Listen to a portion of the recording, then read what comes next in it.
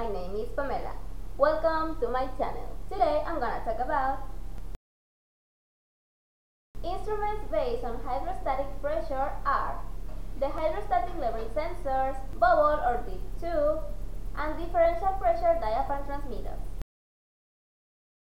The hydrostatic level sensors are suspended from the top of the tank and immersed in the liquid, transmitting a signal of 4 to 20 mA DC, or a digital signal through the cable that accompanies the suspension. The transmission or level indication through RS-232 communication allows connection to a computer interface. The sensor measures the pressure due to the height of the liquid edge that exists between the level of the tank and the axis of the instrument. Then, the measuring range of the instrument will be calculated in this way. If the density of the liquid is expressed in grams per cubic meter in this way. The bubble or dip tube uses a tube immersed in the liquid through which air is bubbled by means of a rotameter with a built-in flow regulator. The air pressure in the pipe is equal to the hydrostatic pressure exerted by the liquid level. The flow regulator makes it possible to maintain a constant airflow of about 150 normal liters per hour through the liquid regardless of the level. The pipe used is usually half an inch with a chamfer end, so that the bubbles can form easily. If we use pipes with a smaller diameter capillary type, the response time is reduced. But when we have small tanks and rapid level changes, an error occurs in the measurement due to the pressure drop of the tube.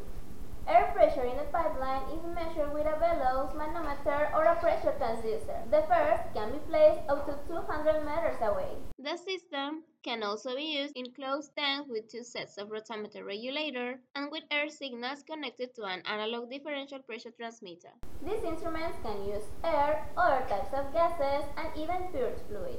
The length of the tube must be adequate to prevent sudden level variations from introducing liquid into the tube that delays the passage of air and momentarily distorts the reading. The method is simple and effective, particularly in cases of highly corrosive liquid or with suspended solids and emulsions. Differential pressure gauges consist of a diaphragm in contact with a liquid that measures the hydrostatic pressure at a point at the bottom of the tank. The diaphragm is part of a pneumatic, electronic, or digital differential pressure transmitter. In an open tank, this pressure is proportional to the height of the liquid at that point and its specific weight. Therefore, the pressure is calculated with this formula. The most commonly used type of diaphragm is fixed on a flange, mounted flush to the tank to allow measurements of fluids such as pulp and solid liquids in suspension. The mounting can also be protruding so that the diaphragm is completely flush with the inner walls of the tank, as is the case with extremely viscous liquids where no vents can be allowed. It should be noted that the level 0 of the liquid is selected on the axis at the height of the diaphragm. If the instrument is calibrated in the tank, 0%